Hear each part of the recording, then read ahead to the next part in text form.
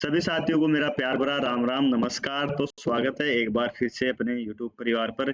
और बात करते हैं हाई कोर्ट एलडीसी 2023 के मामले में। और आज कुछ अलग थंबनेल भी है, अलग टॉपिक भी है इसी के अंदर कि मामला क्या था। क्योंकि अब नए नए साथी जुड़ने लग गए जो नई एलडीसी वेट कर रहे हैं, तो वो वीडियो देखते हैं तो वो समझते नहीं कि यार समझ नहीं पा रहे कि मामला क्या चल रहा है। हाई कोर्ट से सुप्रीम कोर्ट है क्या? क्या वैकेंसी इसी की वजह से नहीं आ रही है? तो आज मैं इसमें वो भी बात करूँगा कि हाई कोर्ट से सुप्रीम कोर्ट का ये मामला क्या था और अब क्या हो रहा है। और जो सुनना चाह रहे हैं, जो जुड़े हुए हैं शुरू से मेरे से, उनको तो इसी चीज़ से है मतलब है कि 30 जनवरी 2025 जो हियरिंग होने वाली थी, नहीं हो पाई। आगे की डेट क्या है? क्यों नहीं हो पाई? क्या एडवोकेट की इसमें कमी है या कोई दमदार नहीं है? उसको वो सुनना चाह रहे हैं। तो उनको मैं बता दूँ, जिनको इस मैटर का पता है ना, जुड़े हुए हैं, उनको तो मैं टाइम वेस्ट ज़्यादा करूँगा नहीं, उनको तो मैं आगे लेके नहीं जाऊँगा। जो सुनना चाह रहे हैं मैं पहले वीडियो में बता दूँगा। और साथ में बात मैं ये भी करूँगा कि मुझे क्या लगता है इसके अंदर, इसमें कौन जीतेगा, मुझे क्या लगता है, उस पे भी बात करेंगे। तो सबसे पहले बात मैं उन साथियों के लिए कर लेता हूँ जो ये सुनना चाह रहे हैं कि सर इसमें 30 जनवरी को नंबर, पहले 23 जनवरी थी उसमें भी नंबर नहीं आया, 30 जनवरी थी उसमें भी नंबर नहीं आया अपना। इसमें थोड़ी ज़्यादा बढ़िया है अपनी, मैं ये कहूँगा। 105 नंबर चल रहा था, 105 पे आते ही लगभग 2 ढाई 3 घंटे चला वो, डिस्प्ले रुक गई। और वो आज भी 105 जो था उनका नंबर जो है, कंप्लीट हियरिंग आज भी नहीं हुई उनकी। तो इस वजह से जो है आज भी अपना नंबर नहीं है। 23 को भी यही हुआ था, एक मैटर ज़्यादा लंबा चला गया, खिंच गया। आज भी यही हुआ। सर नेक्स्ट डेट या भैया नेक्स्ट डेट कब मिलेगी? तो नेक्स्ट डेट का 1-2 दिन में मैं ग्रुप में अपडेट दे दूंगा आपको कि नेक्स्ट हियरिंग अगले वीक में होने की संभावना है। तो वो अपन अगले वीक में मैं आपको बता दूंगा, नेक्स्ट डेट जल्दी ही मिल जाएगी इसके अंदर, है ना। तो वो जो सुनना चाह रहे थे कि आज हियरिंग का नहीं हुई, आगे डेट क्या है। एक और है कि every one should watch this video. ये उनके लिए है जो नए जुड़े हुए हैं, जिनको इसका मामला पता है ना पहले से ही, वो उनके लिए नहीं है। तो जो ये नए पहले से जुड़े हुए मेरे से, वो जानना चाह रहे थे कि केस की हियरिंग का क्या हुआ। और उनके ये भी रहता है कईयों के रहता है, चलता ही रहता है, क्या एडवोकेट इसमें, एडवोकेट की कमी है क्या? देखो एडवोकेट की कमी कोई नहीं है इसमें। आपको आप बैठे-बैठे कमेंट कर सकते हो, उसका कोई इलाज नहीं है। लेकिन आप खुद आगे काम आके करोगे। आप या फिर एक काम और भी कर सकते हो, जिनको ये लग रहा है ना कि क्या एडवोकेट वास्तव में दमदार नहीं है या कमी है, या इसकी वजह से हो रहा है। तो आजकल एडवोकेट आपकी भी नज़र में है, हाई कोर्ट में है, तो आप उनको मामला बता सकते हो, वो बता देगा कि हाँ, क्या कमी है या फिर क्यों नहीं हो रहा है ये चीज़ें। जिनके ये लग रहा है ना, बाकी आपके मन में क्या चल रहा है वो उसका इलाज मेरे पास नहीं है। मेरे को जो लग रहा है मैंने ये है कि बता दिया आपको। बाकी हियरिंग द नंबर नहीं आया, इसके अंदर एडवोकेट कुछ भी नहीं कर सकता। वो 23 जनवरी को भी बाहर बैठे थे, वेट कर रहे थे अब नंबर आएगा, अब नंबर। आज जो 23 जनवरी है उसको भी बाहर बैठे थे, वेट कर रहे थे, जो मेन कोर्ट है उसके बाहर, बाहर जगह रहती है बैठने की, वहाँ बैठे-बैठे वेट कर रहे थे। क्योंकि जैसे नंबर आता है जस्ट उसी टाइम वो जाते हैं। ऐसा नहीं है। अब जिनको लगता है उनका कोई इलाज नहीं है सर, ये है। बाकी लगता उन्हीं को है जो इस मामले में जानते नहीं है, अनजान हैं, बस बैठे-बैठे सोचते रहते हैं, कमेंट कर देते हैं या फिर मैसेज कर देते हैं ये, तो उनका कोई इलाज नहीं है, ठीक है? तो ये तो हो गया इनके लिए। अब बात करते हैं केस कौन जीतेगा, मुझे क्या लग रहा है इसके में, मैं बाद में बात करूँगा। अब बात करते हैं मामला क्या है, हाई कोर्ट से सुप्रीम कोर्ट तक का सफ़र।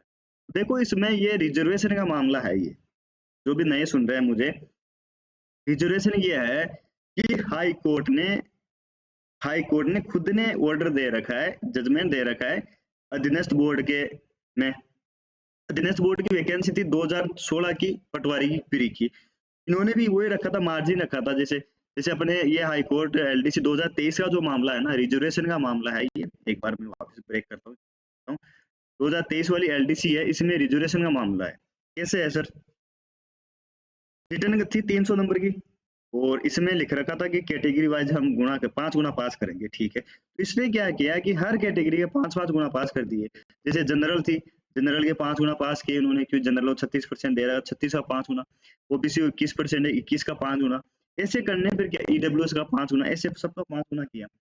तो अंतर ये हुआ, इसने जो जिस कैटेगरी में था उसी में रखा उसको। तो जनरल ओबीसी की कट ऑफ गई 230 300 में से। लड़कियों की ओबीसी की गई 226, एमबीसी की वो ईडब्ल्यूएस की 224, ईडब्ल्यूएस गर्ल्स की गई 220, एमबीसी की भी 212 202 के आसपास थी, एससी की भी 200 के आसपास। और जनरल की जो कट ऑफ अपन देखते हैं हर वैकेंसी में ज्यादा जाती है ना, वो इस भर्ती में कट ऑफ रही थी 196 कट ऑफ। अब आप ये बताओ जनरल जो है वो तो 196 वाला टाइपिंग दे रहा है, ओबीसी ईडब्ल्यूएस में जो है वो 200 230 220 या नंबर लेके आ रहे हैं, उनसे 16 30 24 नंबर है, वो टाइपिंग नहीं दे रहे हैं। एक चीज और है, ईडब्ल्यूएस तो जनरल से ही बनाया गया था ना भाई, वो ईडब्ल्यूएस किसका है कि जो जनरल में जो क्राइटेरिया है, तो फिर ईडब्ल्यूएस के साथ तो गलत हुआ कि साहब फिर तो हम जनरल में रह जाते, कम से कम टाइपिंग तो देख के आते। ये मामला था इसमें रिजर्वेशन का। तो हाई कोर्ट ने क्या किया, जो एग्जाम सेल है, हाई कोर्ट ने एग्जाम सेल ने ये बोला कि हम इसमें रिजर्वेशन फाइनल में देंगे, मतलब टाइपिंग होगी 100 नंबर की, 300 नंबर का ये होगा कौन सा रिटर्न इसके बाद में। अब एक चीज बताओ, 400 नंबर का मैटर है, 300 नंबर ज्यादा है क्या 100 नंबर ज्यादा है? अगर 300 नंबर ज्यादा है, जब 300 नंबर में आप रिजर्वेशन ही नहीं दे रहे हो, बल्कि सुप्रीम कोर्ट की हाई कोर्ट की भी गाइडलाइन है कि प्री हो, जैसे आरएस प्री है, नंबर ही नहीं जुड़ते हैं फिर भी रिजर्वेशन देते हैं ना, यहाँ तो 300 नंबर जुड़ रहे हैं, 300 नंबर उसमें रिजर्वेशन नहीं दिया इसने। अब रिजल्ट आने के बाद पता चला, रिजल्ट आने के बाद में हमने हाई कोर्ट में रिट लगाई।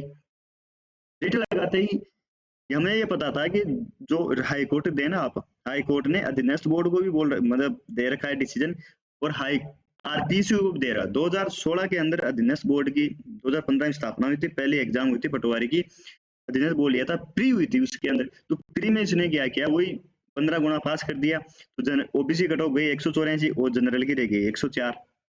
तो इसको ये चलता चलता मामला सुप्रीम कोर्ट में पहुंच गया। फिर वहां से ये डिसीजन आया कि आप प्री हो या मेंस हो, आपको कट ऑफ बराबर रखनी पड़ेगी, ज्यादा नहीं रह सकते आप। जिस कैटेगरी को रिजर्वेशन मिला हुआ, जैसे एसटी एससी ओबीसी ईडब्ल्यूएस ये, ठीक है ये। और फिर आरपीएससी को भी दे रखा है ये नोटिस। आरएस 2018 प्री थी, उसमें भी यही मामला होता, 98 नंबर ओबीसी गई, 76 या 78 जनरल की रही, तो ये मामला भी चला चला चलते चलते आरपीएससी को भी ये रहता है कि अब कोई भी वैकेंसी देख लेना, बराबर रखती है वो, या तो कम या बराबर, चाहे से फिर अदर कैटेगरी के लड़के ज्यादा ही पास करने पड़े। तो आप देख लेना हर वैकेंसी में यही होता है कि जो प्री, जैसे प्री है, आरएस प्री है, तो उसके अंदर प्री में मेंस के लिए ज्यादा क्वालिफाई होते हैं। अभी सीईटी के अंदर आपने देखा होगा हर वैकेंसी अंदर, जैसे एलडीसी अभी बिजनेस बोर्ड वाली थी, जूनियर अकाउंटेंट थी, तो कट ऑफ बराबर रखने के लिए ज्यादा लड़के पास होते हैं फ्री के अंदर। तो ये हाई कोर्ट ने खुद दूसरों के लिए तो ये नियम बना रखे हैं कि आप ये रखेंगे, जब खुद पे बात आई तो नहीं साहब, खुद पे नहीं साहब हम, तो ये कहीं ना कहीं गलत है ये चीजें। आप इसका विरोध नहीं करोगे ना, तो ये चलता रहेगा सर, साथियों ये चलता रहेगा। आप इसके लिए लड़ोगे नहीं, नहीं खड़े होंगे तो ये चलता रहेगा, कुछ नहीं जाएगा। आज आपको लग रहा होगा कि यार इनकी वजह से वैकेंसी नहीं आ रही है, या फिर हम जब इसमें केस किया था हमें बहुत गालियां पड़ी थी इसके अंदर, क्या क्या हुआ था, तो वो भी है। आज आपको लगेगा यार सर ड्रॉप कर दो, वो तो गई भर्ती, लेकिन आप पढ़ के लग जाओगे, लेकिन ये नियम जो है और वैकेंसी में लगने लग गए तो जो पीछे आ रहे हैं वो रोएंगे फिर। दुर्भाग्य यही है अपना कि अपन खुद का हित सोच के सोचते हैं कि यार हमें लग जाने दो रे यार, छोड़ो यार इसको, भाई आप लग रहे हो, आप योग्य हो, आप 2 महीने 3 महीने 4 महीने साल भर बाद में जॉब ज्वाइनिंग मिल जाएगी, आप वो सेलेक्ट हो गए कम से कम, लेकिन आगे वाले आगे आएंगे उनको दिक्कत नहीं होगी। तो अपना मैटर ये था कि जनरल कट ऑफ रही 196, ओबीसी कट ऑफ रही 230। अब इसको चैलेंज कर दिया हाई कोर्ट में, और हमने हाई कोर्ट में जैसे सभी लड़के जुड़ के वो फिर रेट लगाई। उसी दौरान हमें लगभग सबने यही बोला कि हाई कोर्ट के खिलाफ नहीं जाएगा, तुम बच्चों के पैसे लूट रहे हो, तुम ये कर रहे हो, आरोप लगाए, इतने बड़े बड़े आरोप लगाए, बड़े बड़े टीचर ने लगाए, तो स्टूडेंट के हितैषी हैं 40-40 लाख के हमारे खिलाफ ये आरोप लगाए कि साहब, आरोप कैसे लगाए 40 लाख के मैं बता देता हूँ। टेलीग्राम ग्रुप बना हुआ था, उसमें लगभग 5000 थे, तो उन्होंने सोचा कि यार 1000 तो ऐसे उड़ा दो, बाकी सबने 1000 रुपए दिए हैं, और 1000 को अगर 4000 से गुना करते हैं तो 40 लाख रुपए होते हैं भाई साहब। और स्क्रीनशॉट भी वायरल कर दिए कि जैसे आपस में बात नहीं करते हैं, ऑफिस में किसी और ही ग्रुप के चल रहे हैं, वो बोल रहे हैं कि यार उस ग्रुप में इतने आदमी हैं, इतने रुपए दे रहे हैं, ये है।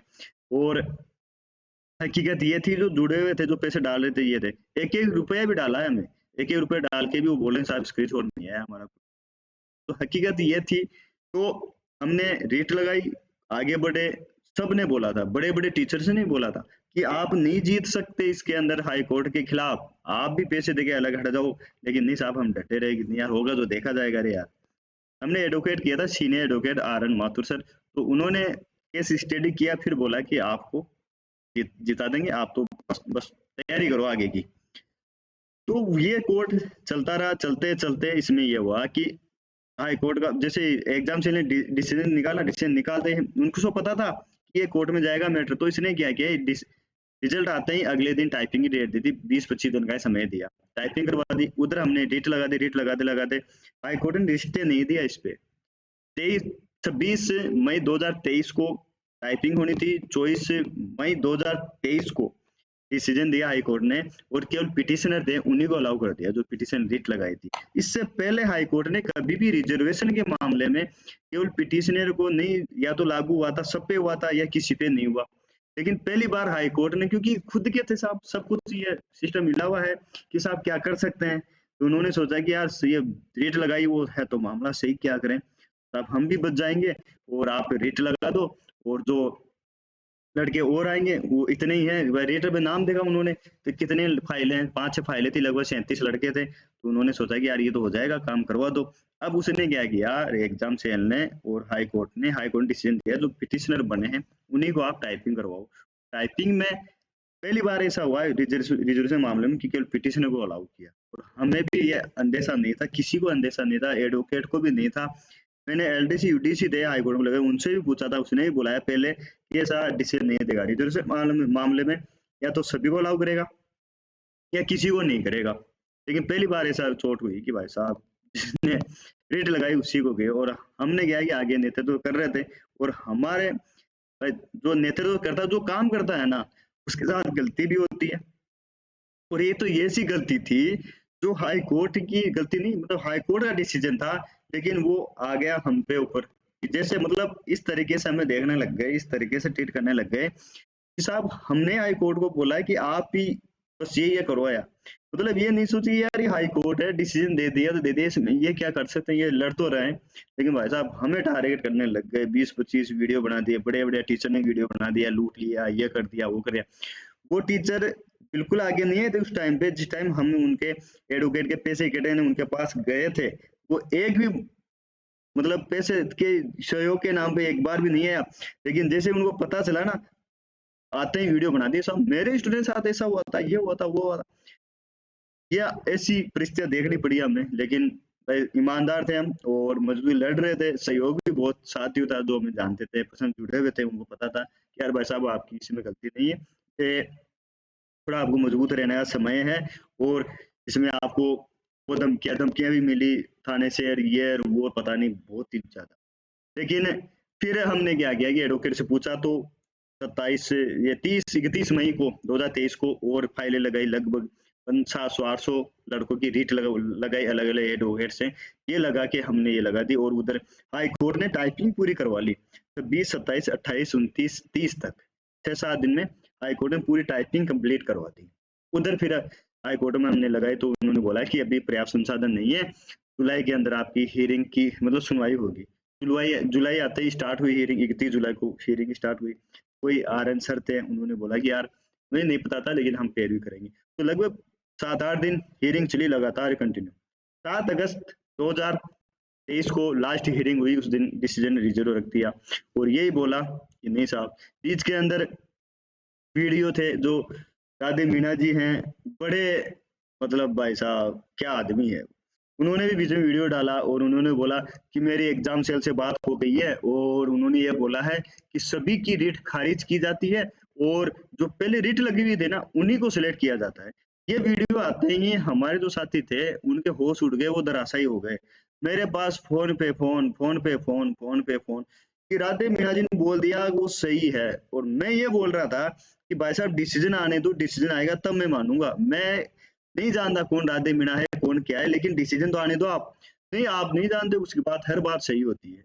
मैंने वीडियो भी बनाया, समझाया, मैं समझाते समझाते मेरे जो साथी थे उनको मैं परेशान हो गया, लेकिन वो तो एक ही रिट लगा के बैठे, नहीं साहब राधे मीणा ने बोल दिया बोल ही दिया उसकी बात। फिर मैंने बोला कि यार उसकी एग्जाम सेल से बात हुई है, कोई हाई कोर्ट के जज से थोड़ी हुई है। जज तो भाई ऑर्डर तो जज लिखेगा, एग्जाम सेल थोड़ी लिखेगी।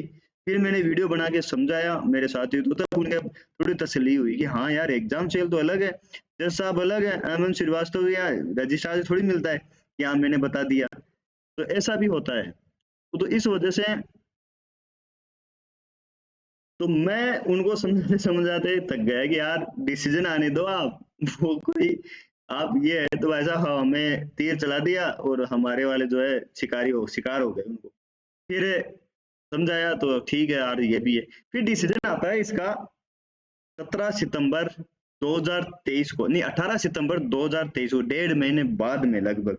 इसके दौरान बीच के अंदर हाई कोर्ट ने जो एग्जाम सेल थी उसने लगभग सभी डिपार्टमेंट की ज्वाइनिंग दे दी। 16 अगस्त से ज्वाइनिंग स्टार्ट हुई।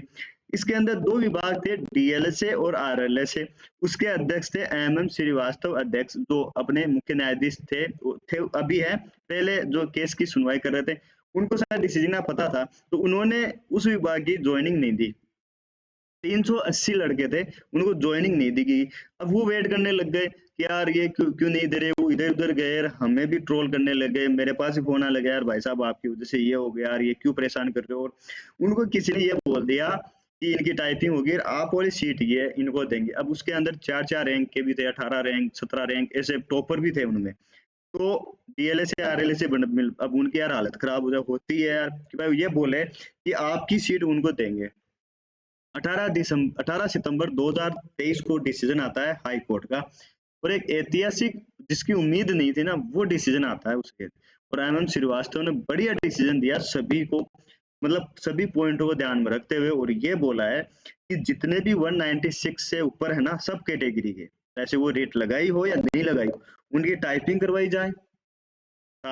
साथ में ये भी बोला है कि अगर जैसे कि ओबीसी कट ऑफ 304 गई टाइपिंग की फाइनल होने के बाद, 202 ईडब्ल्यूएस की गई है ना, बाकी की कम गई थी। तो उन्होंने ये बोला कि जैसे ओबीसी का एग्जांपल देता हूं मैं, और ओबीसी के अंदर जैसे 196 प्लस जितने भी हैं सभी कैटेगरी, उनकी टाइपिंग कराओ। उनको आप अगर इनमें योग्य लड़के हैं, जैसे मालूम मेरे 228 नंबर है या किसी के 220 नंबर थे, फिर वो रेट लगाई, फिर उसके और वो रिटर्न में 200, वो टाइपिंग में 90 नंबर ले आता है तो 310 हो गए, कट ऑफ रह गई 304। तो हाईकोर्ट ने ये बोला कि 304 से ऊपर है जितने भी उनको लो आप, और जो जैसे बॉर्डर पे 304 पे कोई लड़का लगा हुआ है वो ज्वाइन कर रखा है से, अगर आपके पास सीटें खाली नहीं है तो उसको डिबर करो आप। ये डिसीजन लिखा था हाई कोर्ट ने खुद ने अपने खिलाफ, और ये माना है उसने कि हाँ यार ये तो गलत है ये। तो ये डिसीजन देने के बाद में कि साहब या तो सीटें की व्यवस्था करो, सीटें नहीं है तो आप जो लगे हुए हैं उनको जैसे मान लो 1000 या लगभग 1500 या 1500 तो रेट ही लगी हुई थी, तो लगभग 3-4 हजार लड़के ऐसे थे जो 196 प्लस थे, तो उनमें से यार 500-700 तो आ ही जाएंगे, 200 भी आ गए तो 200 तो लग सीटें नहीं है तो लगे हुए हैं उनको उठाना पड़ेगा। इसको देखते हुए हाईकोर्ट ने एग्जाम सील थी भाई, एग्जाम से ले यार अपन उसके सामने क्या है, कुछ भी नहीं है अपन तो, भाई एग्जाम सेल है वो तो, अपन तो कुछ भी नहीं है, एग्जाम सेल भी है, कानून सब कुछ जानती है वो। अब उसने क्या किया, 18 सितंबर को रिजल्ट आया और उसने क्या किया, डिसीजन आने के बाद में अब रुक गए। अब डीएलएसए वालों को टेंशन हो गई कि साहब टाइपिंग करवानी पड़ेगी, जिसने ज्वाइन कर लिया ना उसको नहीं हटा सकती, ये टेंशन हो गई उनके। अब वो भाई साहब उनके मतलब यार होती है यार, ये स्वाभाविक चीजें होती है, मैंने भी उन साथ मिले हुए थे, मैंने भी महसूस किया है कि यार मगर दुख दर्द रही है। अब उनको ये बता दिया कि यार आप कोर्ट आएंगे। अब उन्होंने एग्जाम सेल पे भी चारों तरफ जितने वो बात फिर मानने थे उधर गए, सबने ये बोला कि साहब ये केस ये आ गया ना, ये अब इस ऑर्डर के खिलाफ हम जो है आप ज्वाइनिंग नहीं दे सकते, आप वेट करो वेट। अब एग्जाम सेल क्या है, अपन जैसे स्टूडेंट है तो अपन उनके सामने कुछ भी नहीं है, लेकिन एग्जाम सेल बहुत है। उसने 3 महीने तक वेट किया, 3 महीने का वेट रहता है इनके पास, ये रहता है कि आप सुप्रीम कोर्ट में चैलेंज कर सकते हो। पूरे 3 महीने लेने के बाद में थोड़ा बहुत टाइम बचा, उसके अंदर इसने हाई कोर्ट ने सुप्रीम कोर्ट के अंदर एसएलपी दायर कर दी, अपने वो जो ऑर्डर आया हुआ था उसको चैलेंज कर दिया। मतलब कि इसलिए उन्होंने किया कि इस पे स्टे आ जाए या इसको चैलेंज करें, तो जो रुके हुए लड़के हैं ना डीएलए से आरएलए से उनको ज्वाइनिंग दे दे हम। हमने इसमें बीच के अंदर ही केविट होती है, केविट लगाई और लगवाई। उस टाइम पे ये हुआ कि हमें भी नहीं था कि भाई सब ये बोल रहे थे कि सुप्रीम हाई कोर्ट नहीं जाएगा, नहीं जाएगा, भाई जीता हुआ है, अब क्यों जाएगा वो? लेकिन उसको ज्वाइनिंग देनी थी और कहीं ना कहीं वो आगे बढ़ रहे थे। मैं भी मेरे वीडियो में बता रहा था कि जरूरी नहीं है कि जो सबसे आगे हो वो जीते ही हमेशा, ऐसा जरूरी नहीं है। फिर जो सबसे आगे होता है ना, सामने जैसे दौड़े दौड़े दीवार आ जाती है ना, तो सबसे पहले बचीटी भी वही खाता है जाके। तो वही सीन हो रहा है, आगे बढ़ रहे थे ये, अब वहां डिसीजन आ गया, अब रुक गए। तब जाके इसने क्या किया, अपने ही ऑर्डर जो हाईकोर्ट ने दिया था एग्जाम में, उसको चैलेंज किया डीएलएसए आरएलएसए वाले साथियों को ज्वाइनिंग देने के लिए। 15 दिसंबर 2023 को फर्स्ट हियरिंग हुई। उसके अंदर सुप्रीम कोर्ट ने ये स्टे प्लस नोटिस जारी कर दिया। जो भी पिटिशनर, मतलब ये गए पिटिशनर हाई कोर्ट अब की बार, और अपन पार्टी बने, रिस्पोंडेंट है, तो ये चला गया। तो वहां पे जाने के बाद 15 दिसंबर 2023 को जो ऑर्डर था उस पर स्टे आ गया और नोटिस आ गया। फिर इनको ये लगा कि अब जाके उनको तसल्ली आई डीएलएसए और जो एग्जाम सेल है उसके, कि अब अपन जो है टाइपिंग इनको ज्वाइनिंग दे सकते हैं। ये मामला था इसके अंदर। अब आए सुप्रीम कोर्ट में गए, वहां वहां जाने के बाद अब यार जो अपन हाई कोर्ट में लड़ते हैं तो यहाँ पर भी है, फिर सुप्रीम कोर्ट में जाके लड़ना, एडवोकेट करना, कई कई चीजें होती है ना, दिक्कत होती है। ऐसे अपन पैसे देके बरी हो जाते हैं, आप पैसे ले लो और ये कर दो। अब हाई कोर्ट में लड़े बढ़िया तरीके से, वहां पे भी लड़े, तो वहां पे भी ये था कि अपन जो है, एक तो होता है कि मतलब पैसे आ रहे हैं, जितने मांगे उतने आ रहे हैं। एक होता है कि नहीं यार मैं भी स्टूडेंट हूँ, मुझे पता है कि यार जितने पैसे, कम से कम पैसे लगे, बढ़िया काम वो कार्य किया। वो अब फिर नोटिस आए, तो नोटिस के अंदर जैसे नोटिस इशू किया तो रिसीव नहीं हुआ, उसमें भी वकालतनामा लगाना, उनका एफिडेविट जमा करवाना, ये करते करते 2024 पूरी चली गई। और अभी जो है इसके अंदर फिर दूसरा एडवोकेट भी किया, रिस्पॉन्स उसका ठीक ठाक था, इतना अपन नहीं कह सकते कि नहीं था, लेकिन पता नहीं होता है ना भाई, डर तो लगता है कि यार क्या पता सही है, सीनियर कर रखा है एडवोकेट भी, ऐसा नहीं है, लेकिन होता यही है। तो ये मामला चल रहा है सुप्रीम कोर्ट। अब सुप्रीम कोर्ट में 2 दिसंबर को हियरिंग हुई, मतलब बीच के अंदर तो यही प्रोसेस ही चल रही थी कि नोटिस इशू करना, ये करना, वो और वो, यही चल रहा था साहब। वो 2 दिसंबर 2024 को हियरिंग होती है 2 मिनट के आसपास, और उसमें भी दिसंबर के लास्ट में ये होता है, दिसंबर महीने में, कि बस सुनते हैं और डेट आगे। तो ना तो जो विपक्ष में एडवोकेट थे सरकारी, ना तो उनकी बात कोई सुनी, ना अपने था ना उनकी सुनी। और विपक्ष जो है एडवोकेट हैं, उनके पास एक ही मुद्दा है कि साहब इन्होंने नोटिफिकेशन तो चैलेंज नहीं किया, नोटिफिकेशन जारी किया तब कहाँ गए थे। अब उनको ये बताया कि यार दवाई आप पहले ही ले लेते हो क्या, सर्दी आने से पहले ही, कि भाई पता है सर्दियां आ गई, लग सकती है, तो लग सकती है या लगेगी, दोनों में अंतर है। तो कट ऑफ ज्यादा जाएगी कम जाएगी, ये तो कट ऑफ जारी होगी उसके बाद में होगा ना। तो इसका भी रिप्लाई अपने एडवोकेट है उन्होंने दे दिया है, ये है इनके पास। तो उनको तो ये था कि ज्वाइनिंग देनी थी इसलिए गई थी, बाकी हकीकत उनको भी पता है कि केस में अपन तो वैसे भी हारे हैं, क्योंकि हाई कोर्ट का दिया हुआ है, टीवी बेंच का है, तो ये भी नहीं है। अब ये तो था पूरा मामला, समझ में आ गया होगा, वीडियो बहुत लंबा हो गया। तो ये हो गया कि रिजर्वेशन का मामला है। और नई वैकेंसी, तो देखो नई वैकेंसी यही है कि जारी नोटिफिकेशन जारी कर सकते हैं, ये कोई इसमें कोई बड़ी दो राय नहीं, जारी करेंगे ही नहीं करेंगे, है ना। अब मैं बताता हूँ कि इस केस के अंदर क्या लगता है मुझे। देखो केस के अंदर आज बता रहा हूँ मैं आपको, केस के अंदर मुझे ये लग रहा है कि जीत अपनी ही होगी, बस ये है, तो जीत अपनी ही होगी, देख लेना आप। मैं वीडियो में ज्यादातर यही बताता हूँ कि यार वेट करो यार, कुछ नहीं कह सकते, कुछ नहीं कह सकते, लेकिन शुरू से यही था कि नया जीत अपनी ही होगी। अब पहले नहीं था कि जैसे यहाँ पे, लेकिन अब है कि नहीं अपनी ही होगी। बाकी यही रहता है कि साहब जज है, जज ने अगर दिन को रात बोल दिया तो बोल ही दिया। तो ये था मेरा विचार कि जीत अपनी होगी। मामला क्या था वो अपने समझ लिया। नोटिफिकेशन जारी हो सकता है क्या, नोटिफिकेशन जारी हो सकता है, लेकिन जहां तक है ये करेंगे नहीं नोटिफिकेशन, जहां तक मुझे लग रहा है कि ये मैटर उनको ही पता है कि यार चल रहा है। इसी के दौरान एक और छोटा सा बता देता हूँ, अभी सिस्टम असिस्टेंट की भर्ती हुई थी हाई कोर्ट के अंदर ही, हाई कोर्ट एलडीसी के बाद में, उसके अंदर ही नोटिफिकेशन साफ साफ लिखा हुआ था कि कैटेगरी 5 गुना, हम जैसे रिटर्न हो गया, फिर टाइपिंग हुई, फिर अभी इंटरव्यू चल रहे हैं। तो टाइपिंग में उसने भी यही बोला था कि हम रिटर्न का 5 गुना ही लेंगे, तो वो कैटेगरी वाइज, लेकिन उसके अंदर सबकी सब कैटेगरी की कट ऑफ बराबर रखी है। 100 नंबर का रिटर्न था, 68 नंबर रखी है, 68 पे सबकी। वो 230 सीटें थी, लगभग 5 गुना होते हैं 1100, लेकिन 2100 या 2200 लड़कों को पास किया है। क्यों किया है, कट ऑफ बराबर रखने के लिए। ये होता है गलत के खिलाफ लड़ने के लिए। और जब आप लड़ते हो ना किसी के लिए या गलत के खिलाफ, तो आपको सुनना भी पड़ता है, आपको अच्छा भी सुनना पड़ता है, आपको गाली गलौच भी सुननी पड़ती है, आपके आलोचक भी खूब होंगे, और जो कुछ ही नहीं करेगा ना घर पे बैठे-बैठे होगा, उसको कुछ नहीं सुनना पड़ेगा, वो सुनाएगा। और जो आगे होके काम करेगा ना, उसको सुनना ही पड़ेगा, उसको मतलब जो होता है ना कि पत्थर का होना पड़ेगा कि यार अच्छे भी, बुरे भी ये है। तो मैंने इस केस में अभी भी मैं सुन रहा हूँ, मतलब इतना कुछ करने के बाद में अभी भी मैं सुनता हूँ। ऐसे नहीं कि बढ़िया तो है ही, लेकिन ऐसे भी हैं जो शुरू से ही हैं जो सुनाने में पीछे नहीं रहते हैं, कुछ ना कुछ बोलते ही रहते हैं। लेकिन मैं उनको हंस के बस ये बोलता हूँ, ठीक है यार, समय है, आप बोलते रहो, बस बढ़िया है कि हाँ अच्छा है, ठीक है आप बोलते रहो। और एक चीज और काम की बात, जो आगे होके काम करेगा उसको सुनना ही पड़ेगा, ये है। और काम करेगा तो गलतियां भी होती है, जरूरी थोड़ी है कि सारी पूरी चीजें बढ़िया हो, भाई कितने अनुभवी आदमी हो, ये है। तो आलोचक भी होंगे आपके, ये है। और अनुभव भी होता है इसके अंदर, ऐसा नहीं कि ये है। तो आप ये सोचो कि कभी काम करो और ये सोचो कि नहीं साहब मुझे तो अच्छा ये चाहिए, बहुत बढ़िया कर रहा हूँ, बढ़िया कर रहा हूँ, ऐसा नहीं है। आपके साथ 200 लोग जुड़े हुए हैं, 300 हैं, 100 हैं, 10 लोग भी जुड़े हुए हैं ना, तो ये गारंटी नहीं है कि आप 10 के 10 लोगों के हित में या उनको आप संतुष्ट कर सको अपने डिसीजन से, अपने कार्य से। वो भी आपके कभी आप पे थोड़ा बहुत शक रखेंगे, उनमें से 10 में से भी, तो 1-2 लोग तो 10 में से ही होते हैं। तो ये चीज होती है, ये चीज मेरे को समझ में आ गई अब कि हाँ यार, कितना ईमानदार हो आप आज के टाइम पे। अगर आपने किसी के लिए गर्दन भी कटा के रख दी ना, तो भी देखने वाला तो ये देखेगा कि यार सीधी नहीं कटाई, ये है।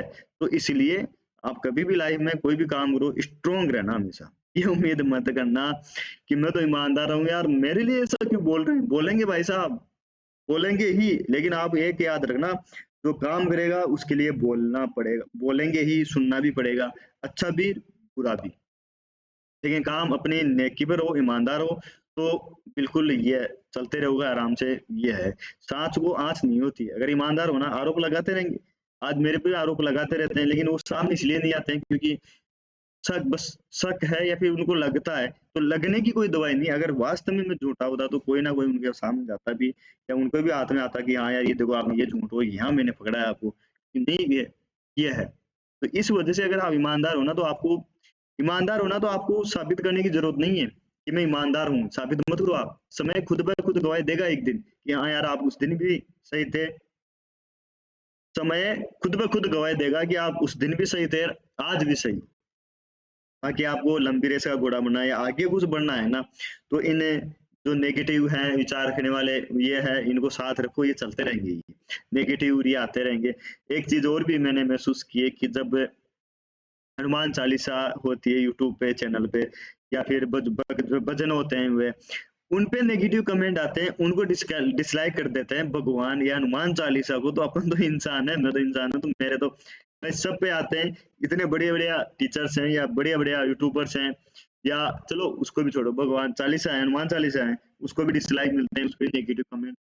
जब भगवान को नहीं छोड़ा तो अपन को तो क्या है, अपन तो ये चीजें बहुत कुछ सीखने को मिलता है जब आगे होके काम करते हैं। ठीक है साथियों, तो ये था पूरा मामला, आप समझ गए होंगे। तो ये है, तो इसका वैकेंसी पे कोई फर्क नहीं पड़ने वाला। और कैश तो बस ये है ही, और आप ये देख ही रहे होंगे। तो ये है, यहाँ तक आ गए हो तो आपको पूरा मैटर समझ में आ गया होगा कि हाँ ये था। ठीक है साथियों, बाकी चैनल पर नए हो तो चैनल को सब्सक्राइब कर लीजिए, शेयर कर लीजिए, और सब्सक्राइब बढ़ा दीजिए आपके अपने भाई के लिए। एक देखो, जो बॉर्डर पर वो जो पीक पॉइंट पे पहुंच जाता है ना, उससे तो सब्सक्राइबर या फिर सभी लोग साथ रहते हैं कि हाँ यार ये जो शुरुआत में स्ट्रगल करता है ना, जो शुरू से साथ होता है वही खास होता है हमेशा।